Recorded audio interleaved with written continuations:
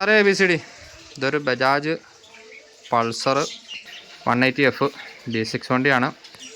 നമ്മുടെ സാധാ പൾസറിനെ അപേക്ഷിച്ച് ഇതിൻ്റെ മാറ്റോ കവർ അഴിക്കുമ്പോൾ ഈ വാഹനത്തിൻ്റെ സ്റ്റാർട്ടർ ക്ലച്ച് കംപ്ലൈൻ്റ് ആണ്, സെൽഫ് വർക്ക് ചെയ്യുന്നില്ല, അതിനുവേണ്ടി അഴിക്കണതാണ്.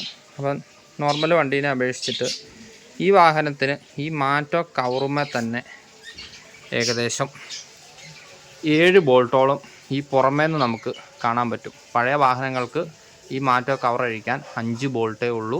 പോരാതെ ഇതിന് എക്സ്ട്രാ ആയിട്ട് നമ്മുടെ ഈ സ്പ്രോക്കറ്റ് കവറിൻ്റെ ഉള്ളിൽ ഒരു ബോൾട്ടും കൂടി ഉണ്ട്. അപ്പം മൊത്തത്തിൽ 8 ബോൾട്ടുകൾ അഴിച്ചാൽ മാത്രമേ നമുക്ക് ഈ മാറ്റോ കവർ ഊരിയെടുക്കാൻ പറ്റത്തുള്ളൂ. ഇതിൻ്റെ ഉള്ളിലത്തെ ഈ ബോൾട്ടും കൂടി അഴിച്ചാൽ ഓക്കെ.